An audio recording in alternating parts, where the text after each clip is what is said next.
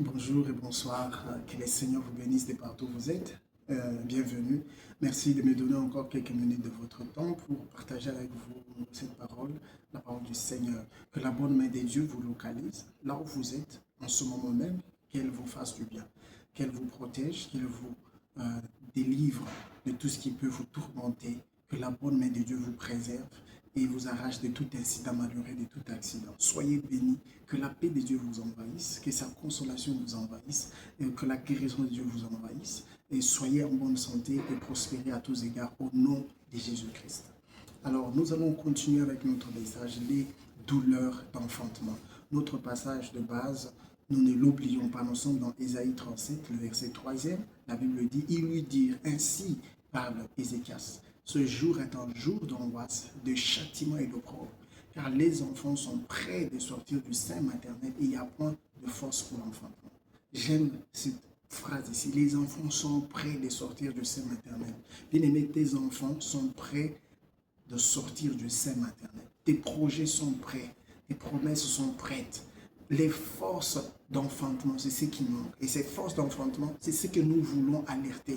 C'est pour ça que nous venons, pour alerter qu'il y a besoin de forces, les forces d'enfantement. Ici, nous parlons de forces intentionnelles, de pousser.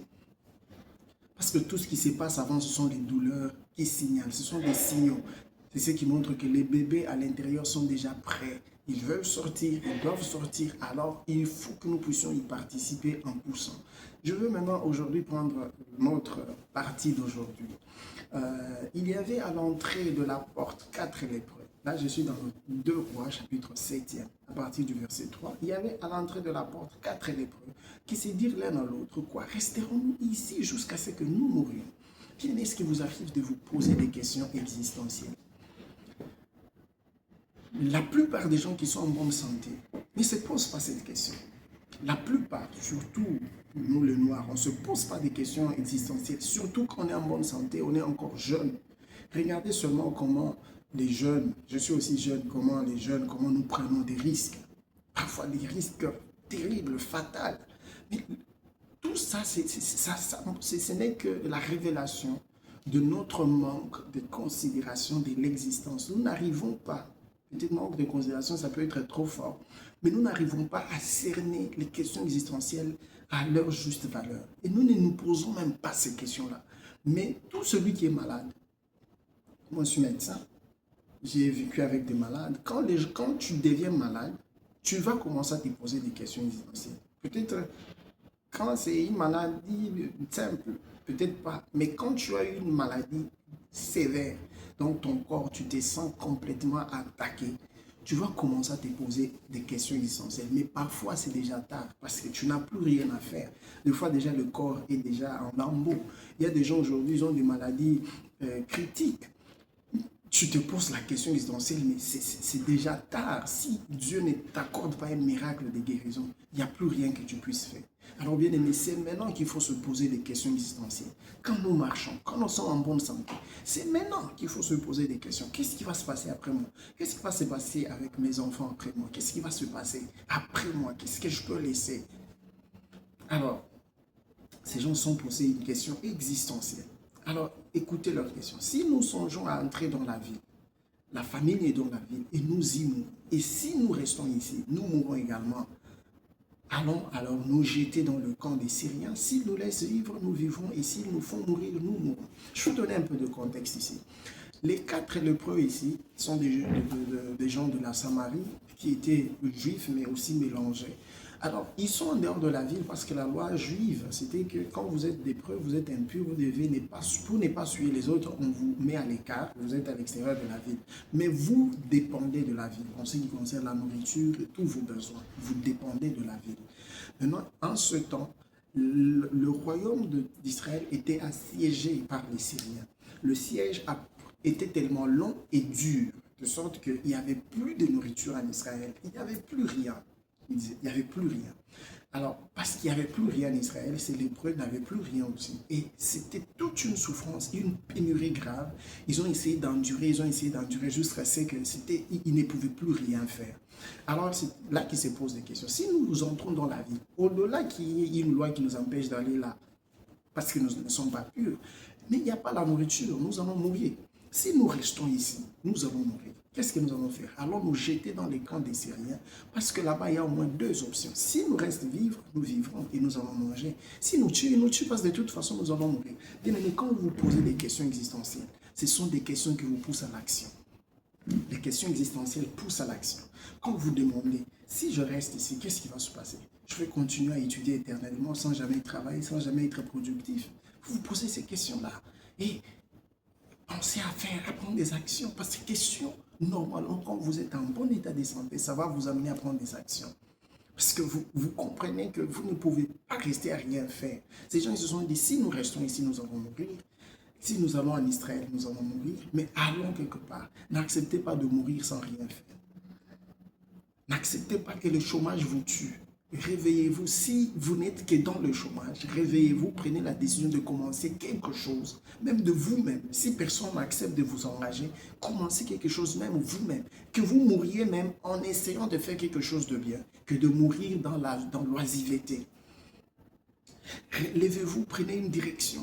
Si personne ne vous considère, commencez à donner de la considération à votre vie. Mourrez même en essayant de donner un peu de valeur à votre vie. Que mourir dans la honte, dans l'opprobre. Tu étais connu, tu avais une certaine casquette, les gens t'avaient déjà labeled. Ils ont mis une étiquette sur toi. Celui-ci, il est de ceci et de cela. Est-ce que tu acceptes de mourir comme cela, avec cette étiquette-là? L'étiquette des paresseux, l'étiquette d'un homme inconsidéré. Je préférerais mourir en essayant de faire quelque chose de bien que de mourir juste dans l'oisiveté, dans la paresse, comme un malade. Tu n'es pas encore alité. Tu n'es pas un malade incapable de marcher. Tu n'es pas en coma, bien-aimé. Alors que tu as encore envie, tu as encore un peu de force. Les peu qui te restent, je te supplie, lève-toi et engage cela dans une certaine direction. Si c'est tout ce qui te reste, regarde cette femme, elle dit, il me reste qu'une poignée de farine et tout, je veux préparer, on va manger, après on va mourir. Donc, qu'on ne meurt pas affamé. Le peu qu'on a là, on va les préparer, on va d'abord manger ça. Et puis, si ça va nous tuer, on va mourir après. Donc, essaye de te lever. Tu n'es pas en coma. Lève-toi. Essaye de faire quelque chose. Commence. N'accepte pas de mourir dans l'oisiveté. Alors la Bible dit, ils partirent donc au crépuscule pour se rendre au camp des Syriens. Et lorsqu'ils furent arrivés à l'entrée du camp des Syriens, voici, il n'y avait personne. Qu'est-ce qui s'est alors passé? Verset 6. Le Seigneur avait fait entendre dans le camp des Syriens un bruit de chars et un bruit de chevaux, le bruit d'une grande armée. Et ils s'étaient dit l'un à l'autre, voici, le roi d'Israël a pris à sa sorte contre nous, les rois des Esséniens et le roi des Égyptiens, pour venir nous attaquer. Et ils se levèrent et prirent la faute. Verset 7. Alors, lorsqu'ils se sont levés, ils ont pris le courage de se lever. Ils ont dit, nous allons aller nous jeter dans le camp des Syriens. Ils se sont levés. 4 lépreux. La lèpre, juste brièvement, la lèpre est une maladie qui ronge les extrémités. C'est une maladie qui ronge les extrémités, les nez, les doigts, les oreilles, les orteils. Donc, si vous voyez un lépreux qui est vraiment rongé par cette maladie, vous allez avoir pitié de lui. Moi, j'ai vu quelques lépreux, mais c'est grave. Même leur façon de marcher, ils ne marchent pas correctement parce qu'ils n'ont pas de doigts. Certains, c'est tout le doigt, ils sont déjà partis. Alors, ils sont même défigurés.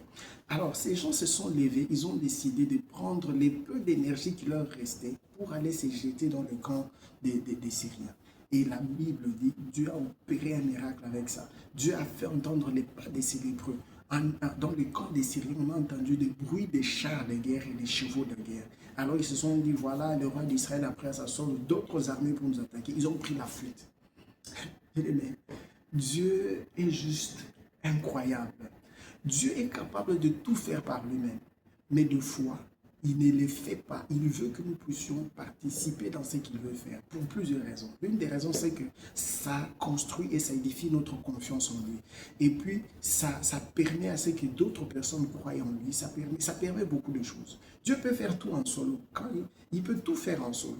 Mais quand il associe, il nous associe, ou quand il veut que nous puissions participer, c'est parce qu'il y a des buts. Et ce n'est pas ça notre thème pour aller en profondeur. Alors, Dieu a utilisé les bruits des pas de ses hommes. Bien aimé, quand vous vous levez pour pousser, parce que nous avons montré que ces gens étaient dans une douleur grave, des souffrances et tout, c'était ça, leur douleur d'enfantement. Qu'est-ce qu'ils devraient enfanter? Ils devraient enfanter la restauration d'Israël. une restauration économique de tout un pays a été engendrée, accouchée par 4 lépreux, des malades, des gens défigurés. À combien plus forte raison, toi et ta famille, Dieu peut t'utiliser. Dieu peut utiliser les faibles efforts. Quand nous demandons ici, quand nous parlons, souvenez-vous, quand nous parlons de ce message des douleurs d'enfantement, le but, c'est que tu pousses. Le but, c'est que tu comprennes pour que tu te lèves et que tu commences à pousser.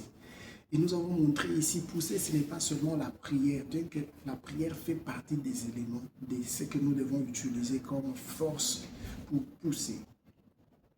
Ces gens, les 4 lépreux, ils n'ont pas commencé à prier. Ils se sont levés, ils ont pris une option. Nous allons nous jeter dans les camps des Syriens. Bien aimé, après avoir prié, qu'est-ce que nous faisons? Quand nous regardons la situation, après avoir prié, qu'est-ce que nous faisons? Tu vois, ton foyer est en train de se déchirer. Des troubles, pas de compréhension, pas d'entente, on se complique tous les jours. Après avoir prié, est-ce que tu ne peux pas te dire qu'est-ce que je peux changer en moi? Peut-être je suis têtu, peut-être je suis insolvable. Peut-être que je dois apprendre à demander pardon. Peut-être que je dois apprendre un peu à me rabaisser, à accepter que je suis dans l'erreur, à écouter aussi les autres. Donc, quelles sont les actions que nous prenons pour accoucher la stabilité de notre foyer, pour accoucher la restauration de notre famille, pour accoucher la restauration dans nos pays? Mais quand nous regardons nos pays africains et certains pays dans le monde, quand vous regardez comment les choses se font, et de fois, il y a aussi des chrétiens parmi ceux qui dirigent. Qu'est-ce qui se passe, bien aimé? Le problème, c'est ici, est-ce que nous poussons suffisamment? Est-ce que nous prenons des résolutions pour des questions existentielles? On se dit, voilà, nous sommes là, il y a ça, il y a ça. Est-ce que nous allons rester ici, gober cette affaire jusqu'à ce que nous allons être exterminés, ou bien nous allons nous lever et prendre des actions dans de bonnes directions?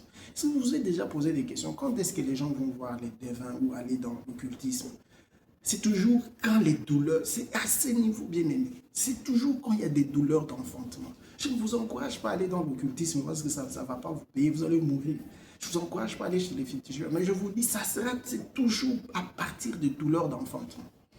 C'est ce qui amène les gens dans l'occultisme. Malheureusement, ils prennent la mauvaise direction. C'est ce qui amène les gens chez les devins. Malheureusement, ils prennent des mauvaises directions. Mais quand il n'y a pas de douleur d'enfantement, il n'y a pas de réalisation durable, ou il y en aura pas. Quand il n'y a pas de douleur d'enfantement, je vous ai parlé d'une accalmie à cause de la fatigue musculaire. Ça peut donner quelque chose, vous êtes là, ça devient un peu calme, mais il n'y a pas eu d'accouchement. Parce que quand l'accouchement se fait, il y a la durabilité de ce qui a été accouché. Ça va durer, ça va rester dans le temps, ça va impacter même d'autres vies. Bien aimé, je vous demande, si Dieu a utilisé les lépreux, des gens qui ne marchent même pas bien, des gens défigurés, des gens qui n'ont pas d'oreilles, des pavillons d'oreilles déjà mangés par la lèpre, les lèvres mangées par la lèpre. Et ces gens, Dieu a utilisé leur pas pour restaurer tout un pays. À combien plus forte raison? Avec la connaissance que vous avez, avec les compétences que vous avez, avec toutes les études que vous avez faites, avec les habiletés que vous avez. Vous pouvez vous imaginer ce que Dieu peut faire dans votre famille. Vous pouvez vous imaginer ce que Dieu peut faire dans votre quartier, dans votre commune ou dans votre nation. Mais nous devons nous lever. Et je veux encourager ici les gens. Les actions que toi tu vas poser pour pousser là, tu ne sais pas les conséquences collatérales, mais ça sera des conséquences positives dans la plupart des cas, ou même dans tous les cas. Quand tu poses des bonnes actions, tu pousses dans la meilleure direction, dans la bonne direction, il y aura des conséquences collatérales. Et ces conséquences, ça sera sur ta famille, sur ton pays, sur la nation et les gens autour de toi. Ils seront bénis par ce que tu vas faire. Que Dieu bénisse tous ces hommes et ces femmes qui se lèvent, qui se disent, je vois cette situation dans ma famille, dans mon foyer, moi je veux aller chercher Dieu. Tu avais aimé cet homme au début, mais maintenant là, tu ne sais pas comment, tu es en train de développer une aversion contre lui. Mais tu croises les bras, tu acceptes que tout meurt comme ça. Tu avais aimé cette femme au début, mais tu es là, tu acceptes que tout meurt comme ça. Les lépreux n'ont pas accepté ça. On ne va pas croiser les bras et regarder les choses en train de se mourir. Nous allons nous lever, poser des bons actes. J'avais aimé cette femme, tu avais aimé cet homme. Vous aviez un foyer stable, mais vous voyez que les choses se compliquent maintenant. Vous étiez en train d'avancer dans une bonne direction, maintenant les choses se compliquent. N'acceptez pas de rester bras croisés en disant que quand Dieu voudra, il n'y a pas de quand Dieu voudra. Levez-vous en prière et posez des actions. S'il faut faire des amendements, s'il faut demander pardon, s'il faut, engagez-vous et poussez vers l'accouchement et le Seigneur va vous bénir. Alors prions. Seigneur éternel, j'ai prié pour mon frère, pour ma soeur, en ce moment qu'ils reçoivent la force de pousser dans la bonne direction. À l'instar de ces 4 lépreux, Seigneur, nous voulons nous lever comme une armée inarrêtable qui va se lever pour renverser des choses et engendrer la restauration de nos nations, la restauration de nos pays, la restauration de nos familles. Au nom de Jésus-Christ, nous y croyons, nous allons nous lever, nous n'allons plus croiser les bras et laisser tout ceci aller au gré de vagues. Nous allons nous lever et arrêter tout ce qui ne correspond pas aux promesses que tu nous as données. Et pour ta gloire, nous croyons que tu vas intervenir. Fais du bien mon frère, fais du bien ma soeur, au nom de Jésus. Amen. Que Dieu vous bénisse. Rendez-vous à la prochaine.